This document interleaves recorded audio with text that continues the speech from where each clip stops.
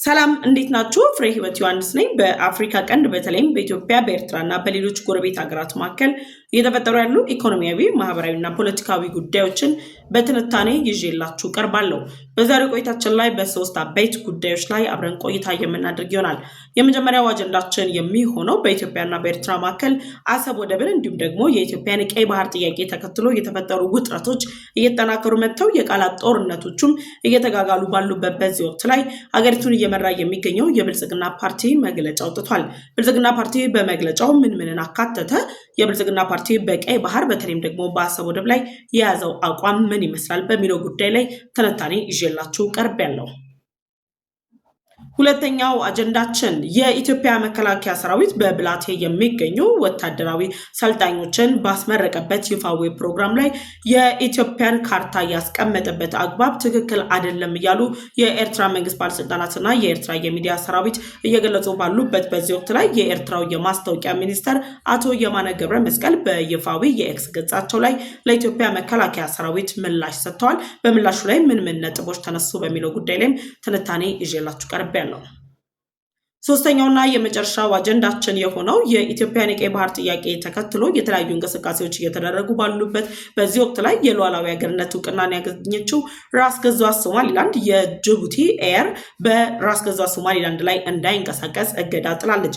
ይህ የእገዳ ውሳኔ ባለፉት 20 ዓመታት በፊትም ተጥሎ እንደነበር ጭምር የተለያዩ መረጃዎች እየጠቀሱ ይገኛሉ። መረጃዎቹን አንድ ላይ አደራጅቼ ከዛም በተጨማሪ ደግሞ ጅቡቲ ለምን ታገደች በሚለው ጉዳይ ላይም ትንታኔ ይዤላችሁ ቀርቤያለሁ። አብራችሁን ቆዩ ጋብዛችኋለሁ። ለዩቲዩብ ቻናል አዲስ ከሆናችሁ የደወል ምልክቷን ተጭናችሁ ቻናሌን ሰብስክራይብ፣ ቪዲዮ ላይክ እና ሼር በማድረግ ደግሞ ለወዳጅ ዘመዶቻችሁ እንዲደርስ እንድጋብዙልኝ ጠይቃችኋለሁ። ወደ ቀዳሚው አጀንዳችን ተሻገርኩኝ። አብራችሁን ቆዩ። በዛሬው ቆይታችን የመጀመሪያ አጀንዳችን የምናደርገው የኢትዮጵያን የቀይ ባህር ጥያቄ ተከትሎ በኤርትራና በኢትዮጵያ መካከል ያለው ውጥረት እየተባባሰ በመጣበት በዚህ ወቅት ላይ በሁለቱም ሀገራት መካከል የሚገኙ ባለስልጣናት የጦር መኮንኖች ጭምር የተለያዩ ሀሳቦቻቸውን እያንጸባረቁ መሆናቸውን ተከትሎ በሁለቱ ሀገራት መካከል ወደ ለየለት ጦርነት ይገባል የሚሉ ስጋቶች በዓለም አቀፍ የሚዲያ ተቋማትና በሀያላን ሀገራት ጭምር እየተንጸባረቀ ይገኛል።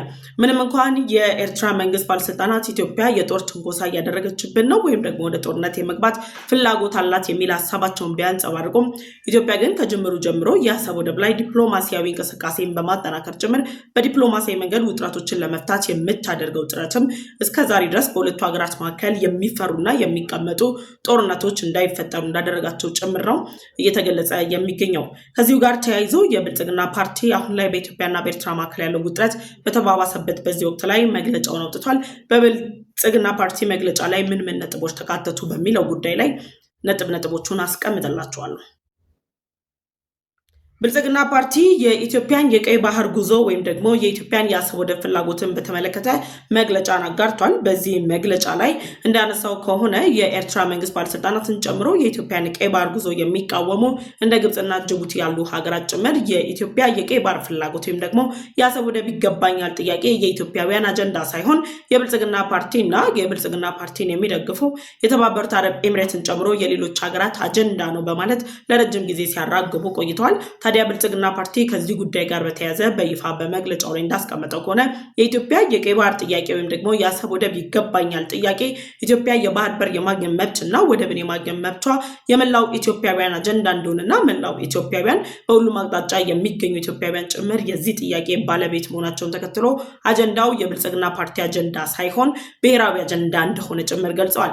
ከዚህ ጋር ተያይዞም የተለያዩ አስተያየት ሰጪዎች እንደሚገልጹት ከሆነ አጀንዳው የብልጽግና ፓርቲ አጀንዳ ነው ብሎ ቢያስቀምጡም ከብልጽግና ፓርቲ በተጨማሪ በሀገሪቱ ውስጥ የሚንቀሳቀሱ የተለያዩ ተፎካካሪ ፓርቲዎች ጭምር በተደጋጋሚ የቀይ ባህር ጉዳይ ኢትዮጵያ ብሔራዊ አጀንዳው አድርጋ የብልጽግና ፓርቲ አጀንዳ ሳይሆን የመላው ኢትዮጵያውያን አጀንዳ እንደሆነ ጭምር ገልጸዋል። ከወራት በፊት የአማራ ብሔራዊ ዲሞክራሲያዊ ፓርቲ አብንን ጨምሮ ሌሎች ፓርቲዎችም ጭምር የኢትዮጵያ የቀይ ባህር ጉዳይ ብሔራዊ አጀንዳችን ነው በማለት የተለያዩ መግለጫዎችን ሲያወጡ መቆየታቸውም የሚታወስ ነው። ብልጽግና ፓርቲ ሌላው ካወጣው መግለጫ ጋር በተያያዘ የአሰብ ወደብ ይገባኛል ጥያቄ ወይም ደግሞ የቀይ ባህር ጥያቄ የኢትዮጵያን ብሔራዊ ጥቅም ከማስጠበቅ እንዲሁም ደግሞ ኢትዮጵያ ለዘመናት ስትከታተለው የነበረ ትልቅ አጀንዳ እንደሆነ ጭምር ገልጿል። ከዚሁ ጋር ተያይዞ የኢትዮጵያ የቀድሞ አመራሮች የነበሩት ወይም ደግሞ ሀገሪቱን ሲያስተዳድሩ የነበሩ በሽግግር መንግስት የመጡት የህወሓት የፊት አመራሮች የኢትዮጵያን የባህር በር ጉዳይ፣ የወደብ ጉዳይ ለኤርትራ አሳልፈው ከሰጡ በኋላ ኢትዮጵያ ባህር አልባ ወደብ አልባ ሁና እንግዲህ ላንድ ሎክድ ካንትሪ የሚል ስያሜዎችን ጭምር አግኝታ እስካሁን ድረስ ቆይታለች። ታዲያ የኤርትራ መንግስት ባለስልጣናት የኢትዮጵያ ባለስልጣናት በወቅቱ ለኢትዮጵያ አሰብ ወደብ አይገባትም፣ ወደ ቀይ ባህር መግቢያ የባህር በር አያስፈልጋትም፣ ከኛ ይልቅ ኤርትራ ይህ ጥያቄ ይገባታል ወይም ደግሞ ያስፈልጋታል በማለት ያሳለፉትን ውሳኔ አሁን ላይ እንግዲህ ጠቅላይ ሚኒስትር ዶክተር አብይ አህመድ ባለፉት ጊዜያት ላይ አጀንዳ አድርገው አምጥተው መላው ኢትዮጵያውያን ወደ ቀይ ባህር መግባት አለብን፣ አሰብ ወደብን በእጃችን ማስገባት አለብን የሚል አጀንዳን ሲያነሱ የኤርትራ መንግስት ባለስልጣናት ይህ ጥያቄ ለአንዴና ለመጨረሻ ጊዜ ተዘግቷል በማለት የደረሱበት ስምምነት ላይ የተፈጠረው መነጋጋት ግራ እንዳጋባቸው ጭምር ሲገልጹም ቆይተዋል። እንደውም ከጠቅላይ ሚኒስትር ዶክተር አብይ አህመድ ጋር ማያይዘው በስልጣን ለመቆየት የሚደረጉ ጥረቶች ናቸው በማለት የቀይ ባህር አጀንዳን ግለሰባዊ አጀንዳ እንዲሁም ደግሞ የፓርቲው አጀንዳ ለማድረግ ከፍተኛ ጥረቶች ሲደረጉ ቆይተዋል። ነገር ግን አሁን ላይ ባለው ኢትዮጵያ ውስጥ ባለው ሁኔታ የብልጽግና ፓርቲ ደጋፊዎችም ብልጽግናን የሚቃወሙ ተቃዋሚ ፓርቲዎች ወይም ደግሞ ተፎካካሪ ፓርቲዎች በሚል ስያሜያቸው የተቀየረላቸው አገር ውስጥ የሚንቀሳቀሱ ፓርቲዎች ጭምር አሁን ላይ የቀይ ባህርን ጉዳይ ቀዳሚ አጀንዳቸው አድርገው ብሔራዊ ጥቅማችንን ለማስጠበቅና ለዘመናት ውስጥ ለውስጥ ሲደረጉ የነበሩ ትግሎች አሁን ላይ በይፋ ፍሬያቸው የሚፈራበት ዘመን ላይ መድረሱን ያንጸባረቀ መሆኑን ተገልጿል።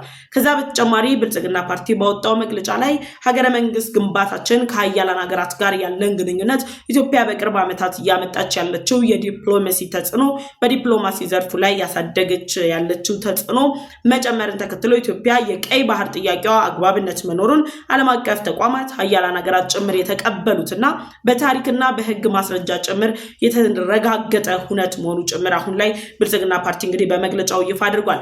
ከዛ በተጨማሪ ብልጽግና ፓርቲ እነዚህ ሀገራት ብሎ ባያስቀምጣቸውም የኢትዮጵያ የቀይ ባህር ጥያቄ ወይም ደግሞ ኢትዮጵያ አሰብ ወደብን ያጣችበት ምክንያት በኢትዮጵያ ታሪካዊ ጠላቶች ትናንት የተፈጠሩ ጠላቶች በጋራ በመሆን ጭምር ባደረጉት ጥምረት ነው።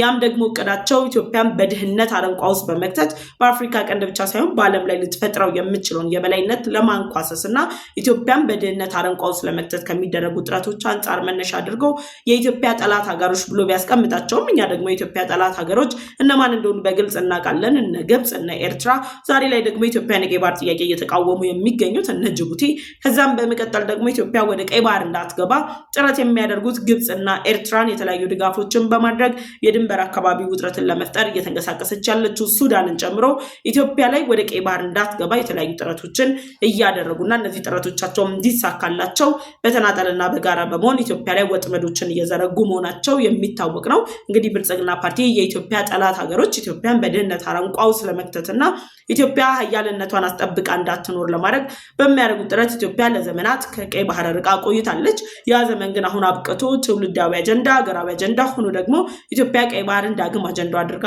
አንስታለች ብሎ በመግለጫው ላይ አካቷል። ከዛ በተጨማሪ እንዳቀረበው ከሆነ የኢትዮጵያ የቀይ ባህር ጥያቄ በኢትዮጵያ ጠላት ሀገሮች አጀንዳ ወይም ደግሞ በኢትዮጵያ ጠላት ሀገራት እንቅስቃሴ ሊገደብ አለመቻሉን ተከትሎ የኢትዮጵያ ጠላት ሀገራት የምንላቸው እነ ግብጽ፣ እነ ኤርትራ አሁን ላይ በኢትዮጵያ ላይ የግዛት ወረራ የኢትዮጵያን ሀብት እንዲሁም ደግሞ ንብረቶቿን እንዳትጠቀም በማድረግ ኢትዮጵያ በተፈጥሮ ሀብቶቿ ልታገኝ የምትችለው ገቢ እንዳይገኝና ኢትዮጵያን ተጠቃሚነቷን ዝቅ ለማድረግ የሚያደርጉት ጥረት ከበባን ጭምር በመፈጸም እየተንቀሳቀሱ መሆናቸውን ነው ብልጽግና ፓርቲ የገለጸው። እንግዲህ ከቀናት በፊትም በግብጽና በጅቡቲ መካከል የዶራሌ ወደብ ላይ የልማት ስራ ለመስራት ግብጽ ስምምነት ላይ ስትደርስ ከጅቡቲ ጋር አሁን ላይ የደረሰችበት ስምምነት በኢትዮጵያ ላይ ያላት ከፍተኛ የሆነ የወረራ ፍላጎት እንደሆነ ጭምር ሲነገርም ቆይቷል። በተመሳሳይ ደግሞ ከኤርትራ ጋር የውክልና ጦርነትን ከኢትዮጵያ ጋር በመክፈት ግብጽ ኤርትራን እየደገፈቻት ኢትዮጵያን ከቀይ ባህር ከማስቀረት ባለፈም ኢትዮጵያ ላይ ወረራን ለመፈጸም የሚያስችሉ እንቅስቃሴዎችን ስታደርግ እንደቆየች ማሳያ ነው። ብልጽግና ፓርቲም በይፋ እንደገለጸው ከሆነ ግብጽ ለረጅም ዘመናት በኢትዮጵያ ላይ ወረራን ለመፈጸም እንቅስቃሴ እያደረገች ነው። የወረራ እቅድ አላት። ያንን ደግሞ ለማሳካት ጎረቤት ሀገራትን እየተጠቀመች ነው ያለችው። ሀያላን ሀገራት ዓለም አቀፍ ተቋማት ላይ ጭምር የማሳመን ስራዎችን ለመስራት ያደረገችው ጥረት ደግሞ ሳይሳካ እንደቀረ ጭምር ነው የተገለጸው።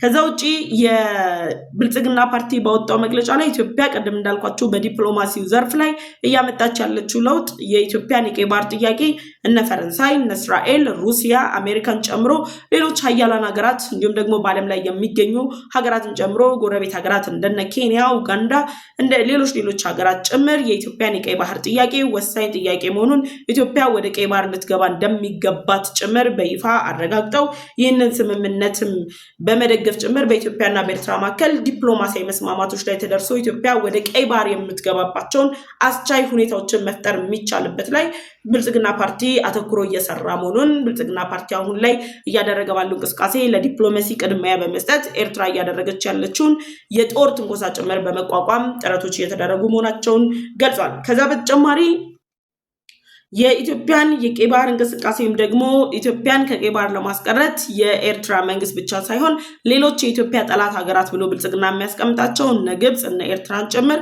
አሁን ላይ የኢትዮጵያን የውስጥ ኃይሎች በመጠቀም ኢትዮጵያን ለማተራመስ የኢትዮጵያን የቀይ ባህር አጀንዳ ለማንኳሰስ እና እነዚህ የውስጥ ኃይሎች በሚፈጥሯቸው የክልል የአካባቢ ግጭቶች አማካኝነት ተሸፍነው ኢትዮጵያን ለመጎተት የሚደረጉ ጥረቶችን በቲፒኤልኤፍ ሌሎች ታጣቂ ቡድኖች አማካኝነት አሁን ላይ በይፋ እያየን ያለ ነው። የህወሓት ቡድን አሁን ላይ እያደረገ ባለው እንቅስቃሴ ጽምዶ ወይም ደግሞ ወንድም ለወንድም ግንኙነት በሚል ሽፋን ወታደራዊ ጥምረትን ጭምር ፈጥረው በሱዳን አልፋሽጋር አካባቢ ላይ የአርሚ 7 የጦር ስልጠና ሲያደርጉ ነበር። ባድሜ፣ አስመራ፣ ሌሎችም የኤርትራ አካባቢዎች ላይ ጭምር እየተሄደ ሚስጥራዊ የሆኑ ውይይቶች ሲደረጉ ነበር። እነዚህ ሁሉ የሚያንጸባርቁት ኤርትራና ግብጽ በኢትዮጵያ ውስጥ ጉዳይ ላይ በመግባት የኢትዮጵያን የቀይ ባህር ጉዞ ወይም ደግሞ የቀይ ባህር እንቅስቃሴን ለማስቆም ኢትዮጵያን ከቀይ ባህር ላይ ለማስተጓጎል የሚደረጉ ጥረቶች ላይ እንድታንስ የሚደረጉ ጥረቶች ነበረ። ከዛ ውጪ ለምንድነው የኢትዮጵያ ጠላት ሀገራት ኢትዮጵያ ወደ ቀይ ባህር እንዳትገባ እያደረጉ የሚገኙት በሚሉት ላይም የብልጽግና ፓርቲ በመግለጫው ምላሽ ሰጥቷል። ብልጽግና ፓርቲ በመግለጫው ላይ እንዳስቀመጠው ከሆነ ኢትዮጵያ ከድህነት የተላቀቀች ሰላምና መረጋጋት ያላት ሀገር ከሆነች እንዲሁም ደግሞ በቀጠናውና በዓለም አቀፍ ደረጃ እያገኘች ያለችውን ቅቡልነት የምታሳድግ ከሆነ ኤርትራና ግብፅን ጨምሮ ሌሎች ሀገራት በቀጠናው ላይ ያላቸው ሚና እጅግ ያነሰ ይሆናል። ስለዚህ ኢትዮጵያውን ወደ ቀይ ባህር የምትገባ ከሆነና ከዓለም አቀፉ የንግድ መስመር ጋር የምትጣመር ከሆነ ለረጅም ዘመናት ሲያቅዱት የነበረው እቅድ ኢትዮጵያን የማሳነስ እቅዳቸው ላይሳካ ስለሚችል እነዚህ ሀገራት በጥቅሉ አሁን ላይ በሚያደርጉት እንቅስቃሴ ምን እያደረጉ ነው ያሉት? ኢትዮጵያን ከጨዋታ ውጪ ለማውጣት በሚያደርጉት እንቅስቃሴ ላይ ሳይሳካላቸው ቀርቷል። በጥቅሉ የብልጽግና ፓርቲ ያወጣው መግለጫ የኢትዮጵያ የቀይ ባህር ጥያቄ ብሔራዊ አጀንዳችን የመላው ኢትዮጵያ አጀንዳ መሆኑን ጭምር ነው የገለጸው። ይህ ማለት ደግሞ ብልጽግና ፓርቲን የሚደግፉ አካላትም ሆነ ብልጽግና ፓርቲን የማይደግፉ ሌሎች ተቃዋሚ ሀገር አካላት እንዲሁም ደግሞ በኢትዮጵያ ውስጥ የሚንቀሳቀሱ ተፎካካሪ ፓርቲዎች ጨምረው መላው ኢትዮጵያውያን የአሰብ ወደብ ጉዳይን የኛ አጀንዳ የጋራ አጀንዳ አድርገን ሁላችንም አሰብ ወደብ ወደ ኢትዮጵያ መግባት አለበት፣ ኢትዮጵያ ወደ ቀይ ባህር መቀላቀል አለባት የሚል መሪ አጀንዳን ይዘን እየተንቀሳቀስን ያለንበትን ሁኔታ የኤርትራና የግብጽ ባለስልጣናትን ጨምሮ ሌሎች ፖለቲከኞች እያደረጉት ባሉት ጥረት አጀንዳው የተባበሩት አረብ ኤምሬት ነው፣ አጀንዳው የነ አሜሪካ ነው፣ አጀንዳው የነ እስራኤል ነው በማለት የሚያናፍሱት መረጃ ከእውነት የራቀና ብልጽግና ፓርቲ ወይም ደግሞ በግለሰብ ደረጃ ጠቅላይ ሚኒስትራችን ዶክተር አብይ አህመድ ብቻ የሚደግፉት ሳይሆን የሁላችንም ጥያቄ እንደሆነ መላው ኢትዮጵያውያን በዚህ ጉዳይ ላይ ልንተባበር እንደሚገባ በጥቅሉ ያስረዳና ያስቀመጠ ነው። ከዚህ መግለጫ ጋር ተያይዞም በነገራችን ላይ ብዙ ነገሮች ይነሳሉ። ከሌሎች የውጭ ሀገራት ብቻ ሳይሆን አገር ውስጥም ጭምር የአሰብ ወደብ ጉዳይ የኢትዮጵያ ቀይ ባህር ጥያቄ የብልጽግና ፓርቲ አጀንዳ አድርጎ የግለሰብ አጀንዳ አድርጎ የማንጸባረቅ ሀሳቦች አሉ። ነገር ግን ቀይ ባህር ወይም ደግሞ የአሰብ ወደብ ጉዳይ የፓርቲው ጉዳይ ሳይሆን ይህ ጉዳይ የመላው ኢትዮጵያውያን አጀንዳ መሆኑን ዓለም አቀፉ ማህበረሰብ እንዲገነዘብ፣ መላው የዓለም ሕዝብ እንዲገነዘብ እንዲሁም ደግሞ ኤርትራን፣ ግብፅን፣ ጅቡቲን ጨምሮ ሌሎች ሀገራት እንዲገነዘቡ ጭምር እንግዲህ ብልጽግና ፓርቲ አሁን ላይ በኢትዮጵያና በኤርትራ መካከል ያለው ውጥረት እጅግ እየተባባሰ መጥቶ ሀያላኑ ወደ ጦርነት ይገባሉ በተባለበት በዚህ ወቅት ላይ ይፋ ያወጣው መግለጫ ነው። በዚህ መግለጫ ላይ እናንተ ያላችሁን ሀሳብ አስተያየታችሁን አስቀምጡልኝ። እውነት የኢትዮጵያ የቀይ ባህርና የወደብ ጥያቄ የመላው ኢትዮጵያውያን ነው ወይስ ደግሞ የብልጽግና ፓርቲ ነው በሚለው ጉዳይ ላይ የእናንተን ሀሳብ በኮሜንት ሴክሽን ላይ ታስቀምጡልኝ ጠይቃችኋለሁ። ወደ ሁለተኛው አጀንዳችን ተሻገርኩ። ሁለተኛው አጀንዳችን የሚሆነው የኢትዮጵያ መከላከያ ሰራዊት በብላቴ ያሰለጠናቸው አዲስ ወታደራዊ ምልምሎችን በይፋ ባስመረቀበት ወቅት ላይ የኢትዮጵያ ከፍተኛ የጦር ጀነራሎች አሰብ ወደብን ወደ ኢትዮጵያ ያካለለ ካርታን ይዘው የምስሎች ሲጋሩ ቆይተዋል። ከዚህ ምስል ጋር በተያያዘ በኢትዮጵያ ውስጥም ሆነ በተለያዩ ቦታ የሚገኙ ሰዎች ሀሳባቸውን አንጸባርቀዋል። ከዛም በተጨማሪ ደግሞ የኢትዮጵያ መከላከያ ሚኒስቴርም በይፋ ወጥቶ በጉዳዩ ላይ መግለጫ ሰጥቷል። እነዚህ ሁነቶች በተከናወኑበት በዚህ ወቅት ላይ ለኢትዮጵያ የአሰብ ወደብ አይገባትም ወይም ደግሞ አሰብ ወደብን ጨምሮ ኢትዮጵያ ሌሎች የራሷ የነበሩ የግዛት አካላት ለኢትዮጵያ የሚካለሉ አይደለም በማለት አቋም ይዘው ሲንቀሳቀሱ የነበሩት የኤርትራ መንግስት ባለስልጣናት ወዲያው ምስሉ ከተጋራ በኋላ በሚዲያ ተቋሞቻቸው በኩል ባጠናከሩት ዘመቻ ላይ የተሳካ ነገር ባይኖራቸውም አሁን ላይ የኤርትራው የማስታወቂያ ሚኒስትር አቶ የማነ ገብረመስቀል በይፋዊ የኤክስ ገጻቸው ላይ እንግዲህ መልእክት አስቀምጠዋል። አቶ የማነ ገብረመስቀል በይፋዊ የኤክስ ገጻቸው ላይ ምን የሚል መልእክት አስቀመጡ የሚለውን እንግዲህ ይገልጽላቸዋል። የኤርትራው የማስታወቂያ ሚኒስትር አቶ የማነ ገብረመስቀል ከቀናት በፊት የኤርትራው ፕሬዝዳንት ኢሳያስ አፈወርቂ የፈረንጆች አዲስ ዓመትን መግባት ተከትሎ ያስተላለፉትን መልእክት መነሻ በማድረግ የፈረንጆች አዲስ ዓመት መልካም ምኞታችንን ባስቀመጥን የቀናት ልዩነት ውስጥ ኢትዮጵያ በኤርትራ ላይ ወደ ጦርነት የሚያስገባ ትንኮሳን አድርጋብናለች በማለት በይፋዊ ኤክስ ገጻቸው ላይ ገልጸዋል። እንግዲህ የኤርትራው ፕሬዝዳንት ኢሳያስ አፈወርቂ የፈረንጆች አዲስ ዓመት ዋዜማ ላይ ባስተላለፉት መልእክት እንዳሉት በአፍሪካ ቀንድ ላይ ኤርትራ ሰላም እንዲመጣ ካላት ፍላጎት የተነሳ በመጪው አዲስ ዓመት የሱዳን የእርስ በርስ ግጭት የሚቋጭበት እንዲሁም ደግሞ በቀጠናው ላይ ቀጠናውን ውጥረት ማዕከል ለማድረግ የሚንቀሳቀሱ አካላትን የምንታገልበት አቅም የምንታጠቅበት ዘመን እንዲሆን እመኛለሁ፣ የሰላም ዓመት እንዲሆን እመኛለሁ ባሉ ማግስት እንግዲህ በሱዳን የእርስ በርስ ጦርነት ላይ ለጀነራል አልቡርሃን የጦር ድጋፎችን ከማድረግም ባለፈ ደግሞ በትናንትናው ዕለት የሱዳን የፋይናንስ ሚኒስተር እና የሱዳን የባህልና ቱሪዝም ሚኒስተርን በጋራ አድርገው አዲ ሃሎ ቤተመንግስታቸው ጠርተው አወያይተዋል። እነዚህ ሁሉ እንቅስቃሴዎች ኤርትራ ለአዲስ ዓመት የተመኘችውን የሰላም ምኞት እውን የሚያደርጉ ሳይሆን በአፍሪካ ቀንድ የተፈጠረው ውጥረት ይበልጥ እንዲባባስና በሱዳን የእርስ በርስ ጦርነትም እየተጋጋለ መጥቶ እንግዲህ የሱዳን ድንበሮችን በመጠቀም በኢትዮጵያ ላይ የጦርነት ዘመቻን ለመክፈት ጭምር የሚያስችላቸው እንቅስቃሴ መኖሩን በይፋ ያረጋገጡበትን አካሄድ ወይም ደግሞ የፈጠረ ይሄ ስነ ምህዳሩን የፈጠረላቸው ሁኔታ እንደሆነ ጭምር ይገለጻል። ታዲያ በዚህ ውጥረት ላይ ነው አሁን የኤርትራው ፕሬዝዳንት ኢሳያስ አፈወርቂ የአዲስ ዓመት ምኞታቸውን ገለጹ። ኢትዮጵያም ደግሞ የተለያዩ መግለጫዎችን እያወጣች ነበር። የተለያዩ ፕሮፌሰሮቻችን፣ የኢትዮጵያ የጦር አመራሮች እንደ ሜጀር ጀነራል እንደ ጀነራሎቻችን ጭምር ባስተላለፉት መልእክት ላይ ኢትዮጵያ ከቀይ ባህር ልትቀር የማትችል ሀገር፣ ቀይ ባህርን በጠላቶቻችን ሴራ ያጣንና አሁን ያለው ትውልድ ደግሞ በኃላፊነት ይህንን አጀንዳ ይዞ ኢትዮጵያ ዳግም ወደ ቀይ ባህር የምትመለስበትን መንገድ የምንፈጥርበት ጊዜው አሁን ነው የሚሉ መልእክቶች እየተላለፉ በነበረበት ወቅት ላይ ነው እንግዲህ የብላቴ ወታደራዊ ማሰልጠኛ ተቋም ላይ አዲስ ወታደሮች ምርቃት ፕሮግራም የተከናወነው። እዛው ፕሮግራም ላይ እንግዲህ የአሰብ ወደብን ያካለለ ካርታ ኢትዮጵያ ይዘው የጦር ጀነራሎቻችን ምስላቸው ተጋራ። ከዛ በማስቀጠል የኤርትራ የማስታወቂያ ሚኒስተር በ2026 ገና ዋዜማው ላይ ኤርትራ ሰላምን እፈጥራለሁ እያለች ሰላምን እፈጥራለሁ የምትለው እዚህ ጋር መረዳት ያለባችሁ አሁንም ህዋትን እየደገፈች አሁንም የሱዳን የእርስ በርስ ጦርነት ላይ ጀነራል አልቡርሃንን እየደገፈች የኢትዮጵያ ድንበሮችን እንደ ጦስ ዶሮ እየተሽከረከረች ባለችበት ሁኔታ ላይ ሰላም እንዲመጣ ያላትን ፍላጎት በገለጽኩኝ ማግስት ምኞቴን ባስተላለፉ ማግስት ኢትዮጵያ ግን የጦር አመራሮቿን በመጠቀም ከፍተኛ ጀነራሎቿን በመጠቀም አሰብ ወደብን ወደ ኢትዮጵያ ያካለለ ሐሰተኛ የሆነ ምስል በፎቶሾፕ አቀነባብረው አውጥተው ጦርነት እንዲፈጠርና ኤርትራ ከኢትዮጵያ ጋር ወደ ጦርነት እንድትገባ የሚያስችሉ ቅስቀሳዎችን ኢትዮጵያ እያደረገች ነው የሚል ክስ አቅርበዋል።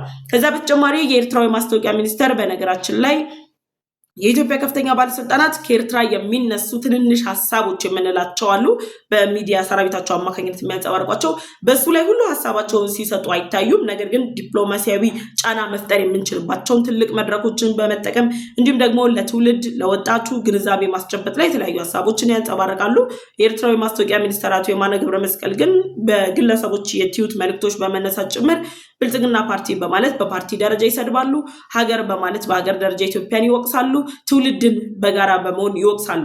ይሄ መነሻ አድርገው ታዲያ እንደገለጹት ከሆነ የማስታወቂያ ሚኒስተሩ ኢትዮጵያ በሀገር ውስጥ ሚዲያዎችና በውጭ ሚዲያዎች ብቻ ሳይሆን አሁን ላይ በኢትዮጵያ እየተፈጠሩ ያሉ መድረኮች በሙሉ የቀይ ባህር አጀንዳን ቀዳሚ አጀንዳቸው አድርገው ሐሰተኛ ትርክትን በመፍጠር ኢትዮጵያ የአሰብ ወደብ ባለቤት እንደሆነች ኢትዮጵያ የቀይ ባህር አካል እንደነበረች ጭምር እያንጸባረቁ ይገኛሉ ብለዋል። በነገራችን ላይ አገራቸው የተረጋጋች ሰላም ያለባት ህዝቡ ለሰላማዊ ጥሪ ሲጠራው የሚወጣ ህዝብ ቢሆን በአምባገነናዊ ስርዓት የማይመራ ህዝብ ቢሆን እነሱም ሀገራቸው ላይ ያለው ወጣት ጠርተው ህዝቡን ጠርተው በቀይ ባህር ዙሪያ ላይ ግንዛቤ ማስጨበጥ እድሉን ያገኙት ነበር። ግን ያንን የማያደርጉበት አይነት ሁኔታ የተፈጠረበት አገዛዝ ስላላቸው አምባገነናዊ የሆነ አገዛዙ ስላሉ ኢትዮጵያ ከህዝቦቿ ጋር የምትፈጥረው መድረክ፣ ኢትዮጵያ ከምሁራን ጋር የምትፈጥረው መድረክ፣ ኢትዮጵያ ከወጣቶች ጋር የምትፈጥረው መድረክ በሙሉ ለነሱ የጦርነት ነጋሪትን መጎሰም አይነት መድረክ ነው ብለው ነው እየተረዱ ያሉት። ይሄን መነሻ በማድረግ ነው እንግዲህ በግለሰብ ደረጃ መጀመሪያ አስቀድመው ሲሉ እንደነበረው የኢትዮጵያ የቀይ ባህር ጥያቄ ወይም ደግሞ የአሰብ ወደብ አጀንዳ የተባበሩት አረብ ኤሚሬት ነው ካሉ በኋላ አሁን ላይ መላው ኢትዮጵያውያን በሚባል መልኩ የተማረውም ያልተማረውም ወጥቶ ኢትዮጵያ የአሰብ ወደብ ባለቤት እንደሆነች አሰብ ወደብ የኢትዮጵያ እንደሆነ ጭምር በተለያዩ የሶሻል ሚዲያዎች ላይ መድረኮች ላይ የሚደረጉ ውይይቶች ላይ ሲንጸባረቅ ሲያዩ ይህንን አካሄድ ኢትዮጵያ እያደረገች ያለችው በኤርትራ ላይ የጦርነት አጀንዳ ወይም ደግሞ የጦር ቅስቀሳ ለማድረግ ካላት ፍላጎት ነው ብለዋል። ይህንን ሀሳብ እያንጸባረቁ የሚገኙት የኤርትራው የማስታወቂያ ሚኒስተር እንግዲህ እንደገለጹት ከሆነ ኢትዮጵያ አሁን ላይ እየተከተለች ያለችው አካሄድ ማታለልና የተሳሳተ መረጃ ማሰራጨት ነው ይላሉ። ከዚህ ጋር በተያያዘ እንግዲህ አሜሪካ ከወራት በፊት በኢትዮጵያና በኤርትራ መካከል ያለው ውጥረት ወደ ጦርነት ከማምራቱ በፊት በሁለቱ ሀገራት መካከል የሚነሱ የታሪክ ማስረጃዎችን በወቅቱ ከነበሩ ስምምነቱን ካፈራረሙ ኢትዮጵያ አሰብ ወደብን ያጣችበትን ስምምነት ካፈራረሙ አካላት ጋር ጭምር በመሆን የዶክመንት ማሰባሰብ ስራዎችን በአሜሪካው አምባሳደር ሞሳድ ብሉስ አማካኝነት አሜሪካ እየሰራች ትገኛለች። እነዚህ እውነቶች ባሉበት ሁኔታ ላይ የኤርትራ ማስታወቂያ ሚኒስተር በፎቶሾፕ የተሰራ ምስል ነው ኢትዮጵያ በይፋ ጦርነት ልትከፍትብን እየተዘጋጀች ነው ያለችው፣ ከዛ በተጨማሪ ደግሞ መድረኮቿን እንዲሁም ደግሞ ሶሻል ሚዲያዎቿን የቀይ ባህር ባለቤት እንደሆነች የአሰብ ወደብ ባለቤት እንደሆነች ጭምር እየገለጸች ትገኛለች በማለት ጭምር ነው ሀሳባቸውን ያንጸባረቀው። የኤርትራ ማስታወቂያ ሚኒስተር አቶ የማነ ገብረ መስቀል መልእክታቸው ይሄ ነበር። የእሳቸው መልእክት ላይ ሀሳብ አስተያየት ካላችሁ በኮሜንት ሴክሽን አሳውቁኝ። ሶስተኛውና የመጨረሻው አጀንዳችን ተሻገርኩኝ። ሶስተኛውና የመጨረሻው አጀንዳችን የሆነው ኤር ጅቡቲ ወይም ደግሞ ጅቡቲ የካርጎ ሌሎች ትራንስፖርቴሽን አገልግሎቶችን የምትሰጥበት የአየር አገልግሎቷ እግድ ወጥቶበታል። ወይም ደግሞ በድጋሚ በራስ ገዟ ሶማሌላንድ የአየር ክልል ላይ እንዳይበር የራስ ገዟ ሶማሌላንድ መንግስት በይፋ መወሰኑ ተሰምቷል። በጅቡቲ ላይ የተወሰነው ውሳኔ ጋር ተያይዞ በአፍሪካ ቀንድ ላይ ኢትዮጵያ የቀይ ባህር መግቢያ የባህር በር ያስፈልገኛል ብላ ጥያቄ ካነሳችበት ጊዜ ጀምሮ 95% የሚሆነው የገቢ ወጪ ንግድ እንቅስቃሴዋን ስታስተናግድ የቆየችው ጅቡቲ ስታገኘው የነበረው የኢኮኖሚ ጥቅም ከኢትዮጵያ ጋር የነበራት የሁለትዮሽ ጥምረት ሌሎች አካላት ላይ ስትራቴጂካዊ የበላይነትን ለመውሰድ ትጠቀምበት የነበረው መሆኑን ተከትሎ ለራስ ገዟ ሶማሌላንድ የእስራኤል መንግስት ይፋዊ የሉዓላዊ ሀገርነት እውቅና መስጠቱ ያልተመቻት ጉዳይ በመሆን ጭምር የኢትዮጵያን ቀይ ባህር ጉዞ ለማስተጓጎል እንዲሁም ደግሞ ራስ ገዟ ሶማሌላንድ ከእስራኤል መንግስት ጋር በጋራ በመሆን የበላይነት እንዳትገነባ ራስ ገዟ ሶማሌላንድ ስትራቴጂካዊ አጋር እንዳትሆን በቀጠናው ላይ የተለያዩ ተቃውሞችን ማሰማት ላይ ትገኛለች። ከዚሁ ጋር በተያያዘ የጅቡቲ መንግስት ልክ ለራስ ገዟ ሶማሌላንድ እስራኤል የሉዓላዊ ሀገርነት እውቅናን ስትሰጥ በራስ ገዟ ሶማሌላንድ የነበሩ የጅቡቲ ተወካዮችን ወደ ሀገሯ ጠርታለች። በጅቡቲ የነበሩ የራስ ገዟ ሶማሌላንድ ቢሮዎችን ደግሞ ዘግታለች። ይህ ደግሞ በሁለቱ ሀገራት መካከል ያለውን የዲፕሎማሲ ግንኙነት እያሻከረ መምጣቱን በይፋ እያረጋገጠ ሁነትም ሆኗል። አሁን ላይ የጅቡቲ መንግስት እስራኤል ለራስ ገዟ ሶማሌላንድ የሰጠችውን የሉዓላዊ ሀገርነት እውቅናን ተከትሎ ኢትዮጵያ እያደረገች ያለችው የገቢ ወጪ ንግድ እንቅስቃሴ ፊቱን ወደ በርበራ ወደብ ያዞርብኛል የሚል ስጋት በተቀመጠ በዚህ ወቅት ላይ በሳምንት ለ4 ቀናት ወደ ራስ ገዟ ሶማሌላንድ ወይም ደግሞ ሀርጌሳ ሲበር የነበረው የጅቡቲ የኤር ጅቡቲ የምንለው ወይም ደግሞ የካርጎ እንቅስቃሴን የሚያደርግ የትራንስፖርቴሽን እንቅስቃሴን የሚያደርገው የአየር በረራ በራስ ገዟ ሶማሌላንድ የአየር ክልል ውስጥ መብረር እንደማይችል የራስ ገዟ ሶማሌላንድ በይፋ ወስናለች። ራስ ገዟ ሶማሌላንድ በነገራችን ላይ ዛሬ ላይ ብቻ አይደለም ጅቡቲ ላይ ውሳኔ የወሰነችው። ጅቡቲ ላይ ዘ ኒው ሁማኒታሪያን የሚባል የሚዲያ ተቋም ሜይ 11 2000 ዓመተ ምህረት ላይ በይፋ ባወጣው መረጃ መሰረትም የራስ ገዟ ሶማሌላንድ መንግስት የጅቡቲ የኤር ትራንስፖርት ያልተፈለገ የአየር ክልል ውስጥ ገብቶ በመብረሩ ባልተፈቀደለት የአየር ክልል ውስጥ እንቅስቃሴ ማድረጉን ተከትሎ የራስ ገዟ ሶማሌላንድ የአየር ክልል ላይ እንዳይንቀሳቀስ በይፋ በአቪዬሽን እና ትራንስፖርት ሚኒስተሩ በኩል እግድ አውጥቶበት ጅቡቲ እዛ እግድ ላይ ቆይታ ነበር ከ20 ዓመታት በፊት። ዴን ደግሞ አሁን ከ20 ዓመታት በኋላ ደግሞ ታሪክ ራሱን ደገመና የራስ ገዟ የሶማሌላንድ መንግስት የሉዓላዊ ሀገርነት እውቅና አይገባውም ወይም ደግሞ እስራኤል ለራስ ገዟ ሶማሌላንድ የሉዓላዊ ሀገርነት እውቅናን ከመስጠት ባለፈ ሀያላን ሀገራት በበርበራ ወደብ ላይ እንቅስቃሴ በማድረግ ጅቡቲን ከጨዋታ ውጪ ሊያደርጓት አይገባም የሚል አቋም በመያዝ ጭምር የጅቡቲው ፕሬዝዳንት ኦማር ጊሌ በተደጋጋሚ መግለጫዎችን ሰጥተዋል። ከግብፅና ከኤርትራ ጋር ያላቸውን አጋርነትም ጭምር ገልጸዋል። ይህ የሆነ ባለበት በዚህ ወቅት ላይ ነው እንግዲህ ራስ ገዟ ሶማሌላንድ ቆረጥ ብላ ውሳኔዋን በይፋ ያሳወቀችው። ስለዚህ ከአሁን ጊዜ ጀምሮ የጅቡቲ ማንኛውም ኤር ጅቡቲ የሆነ ፕሌን በሳምንት 4 ቀን ሲጓዝ የነበረውን የራስ ገዟ ሶማሌላንድ እንቅስቃሴን ማድረግ አይችልም ወይም ደግሞ በሶማሌላንድ የአየር ክልል ላይ መንቀሳቀስ አይችልም። ይህ መሰል እርምጃዎች በነገራችን ላይ አሁን ላይ ያለውን የአፍሪካ ቀንድ ውጥረትን ለመፍታት ከታሰበ እንዲሁም ደግሞ ጅቡቲ በኢትዮጵያ በተቃራኒ በመቆም ከኢትዮጵያ ጠላቶች ጋር እያደረገች ባለችው ትብብር መላው ኢትዮጵያውያን ለማለት ባይደፈርም ሰፊ ቁጥር ያላቸው ኢትዮጵያውያን ግን ጅቡቲ ከኢትዮጵያ የምታገኘውን የፓወር ወይም ደግሞ የኤሌክትሪክ ኃይል ጨምሮ ሌሎች ከኢትዮጵያ የምታገኛቸው ጥቅሞች እንዲቋረጡ ጭምር አስተያየት እየተሰጡ ባሉበት በዚህ ወቅት ላይ ነው ራስ ገዟ ሶማሌላንድ ከሉዓላዊ ሀገርነት ክብሬ አይበልጥም፣ ጅቡቲ ሉዓላዊ ሀገርነት ክብሬን ጥሳለች፣ ስለዚህ ሉዓላዊ ሀገርነት እውቅና እንዳይሰጠኝ ተቃውሞ እያሰማች ነው፣ ተቃውሞ ከሚገልጹ ሀገራት ጋር እየተባበረች ነው በማለት ጭምር የአየር ክልሏ ላይ የትኛውም አይነት የጅቡቲ የአየር እንቅስቃሴ እንዳይደረግ እግዱን ያወጣችው። በዚህ አማካኝነት ጅቡቲ አሁን ላይ ከኢትዮጵያ ጋር በገባችበት ውጥረት ኢትዮጵያ በበርበራ ወደብ ላይ ፊቷን የምታዞር እና የገቢ ወጪ ንግድ እንቅስቃሴዋን በበርበራ ወደብ ላይ የምታረግ ከሆነ የጅቡቲ ወደቦች የገቢ መጠን ይቀንሳል። ከዛም ባለፈ ደግሞ ኢትዮጵያ እየወሰደች ያለችውን እርምጃ እያጠናከረች መታ ሀያላን ሀገራት ጭምር ከጅቡቲ ላይ ፊታቸውን የሚያዞሩበት ሁነት ይፈጠራል።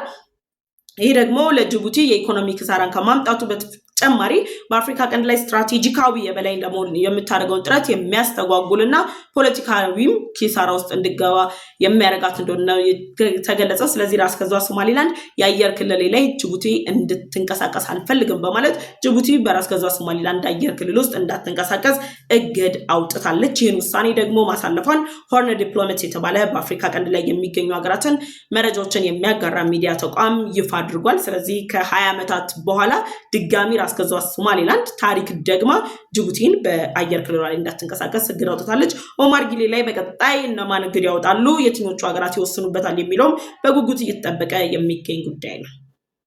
እስካሁን አብሬያችሁ የቆየሁት እኔ ፍሬ ህይወት ዮሐንስ ነበርኩኝ። በአፍሪካ ቀንድ በተለይም በኢትዮጵያና በኤርትራ በሌሎች ጎረቤት ሀገራት መካከል እየተፈጠሩ ያሉ ኢኮኖሚያዊ፣ ፖለቲካዊና ማህበራዊ ጉዳዮችን በትንታኔ ያቀርብላችኋለሁ። ለዩቲዩብ ቻናል አዲስ ከሆናችሁ የደወል ምልክቷን ተጭናችሁ ቻናሌን ሰብስክራይብ ማድረግ እንዳትረሱ። ቻናሌን ሰብስክራይብ ካደረጋችሁ ደግሞ ላይክ እና ሼር በማድረግ ለወዳጅ ዘመዶቻችሁ መረጃው እንዲደርስ እንድታጋሩልኝ እጠይቃችኋለሁ። ሀሳብ አስተያየት ካላችሁ በዋትስአፕ ቁጥሬ ላይ የቮይስ መልእክት እንዲሁም ደግሞ ቴክስት መልእክት ማስቀመጥ ትችላላችሁ። እጅግ አድርጌ አመሰግናችኋለሁ። በቀጣይ በሌሎች ፕሮግራሞች እመለሳለሁ።